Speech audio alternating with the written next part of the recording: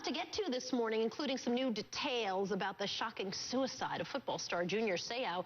The LA Times saying that his family has now decided to donate his brain. They're trying to determine if he had chronic traumatic encephalopathy. This morning, we have an exclusive look at one of the last interviews that he ever gave. He made one of his last public appearances at a charity golf tournament where he was signing autographs and talking with his fans. And he spoke in an interview about how he felt privileged to be a role model. Listen. You know, it's fun to be in a position that we're in, you know, and for kids that look up to us, and, you know, for us to give so much back. That was on Monday. Just 36 hours later, Seau would be dead. The San Diego County Medical Office last night released the preliminary autopsy findings, and they say that the 43-year-old died in his home of a self-inflicted gunshot wound to the chest. The manner of death has been classified as suicide, but many of his friends this morning are asking why. Joining us in a CNN exclusive is Dave Biber.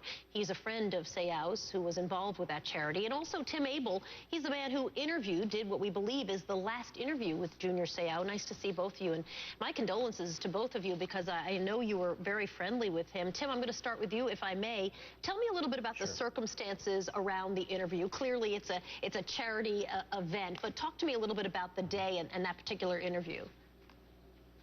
David asked me to do some interviews at the golf event. It was the Tim Brown and Kathy Ireland 911 for Kids event, and we were interviewing some of the celebrities that were there and a lot of the football stars, and Junior Seau was on one of his final holes, and he stopped to eat some of Dave's pig. He made it a full pig, and Junior loved that, so he was over there smoking a cigar, having some pig, and I asked him for an interview, and he came over, and he had a lot of kids around him. He was signing autographs, signing footballs, and just the happiest guy in the world. And we talked a bit before he went on camera and just said how much he loved kids and being a role model. And then we started doing the interview. It was about a minute long, I believe. And we talked a bit about what it was like for him to be a role model for kids. And he talked about the Junior Seau Foundation and how much it meant to him to be a role model to all these kids.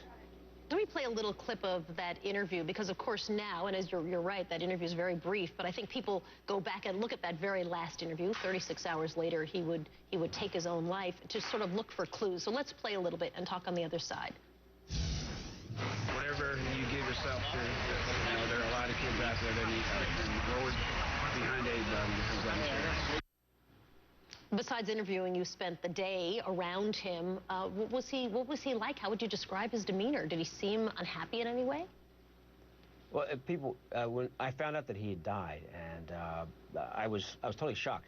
I told my friends that he was, you know, he was a bigger than life on the gridiron, and talking to him on the field, he's an imposing guy. He's a big guy, but he was so jovial and happy, and the kids loved him, and everybody was getting pictures with him.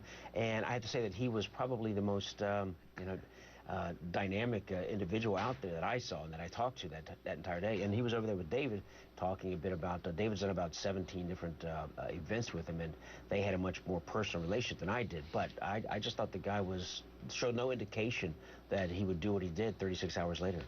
How about for you, David? I mean, did you see any clues to depression or unhappiness or any kind of problems? We were at the 12th hole, and the only complaint that I heard that day was no birdies. He seemed to be in a very good mood. He was lighthearted. Again, as Tim said, signing autographs, surrounded by people. It was a flurry of activity.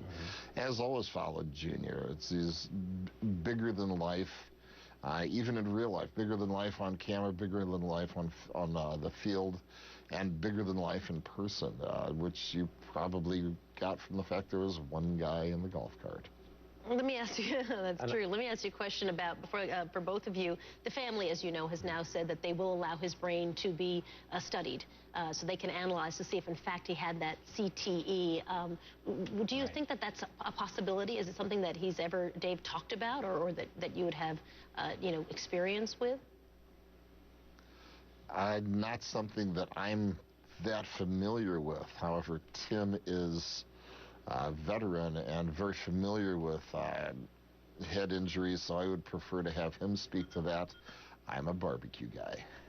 Well, I guess For me, you know, the quickness and the surprise of him killing himself is not too far off from a lot of the young kids that I've worked with coming back from Iraq and Afghanistan that have traumatic brain injuries and PTSD and depression and sleeplessness. And it's very similar to that. We have guys who I've worked with and have talked with, and you know, a month later, 2 days later, you find out that he's suicidal or they've killed themselves. And Wow, working so with that's the where you group that see I the do, Gallant Few, similarities. it's just amazing. It's amazing the Timothy, similarities. And David Biber, thank you, gentlemen, both of you, for talking with us about it. Those similarities really chilling. I appreciate your time.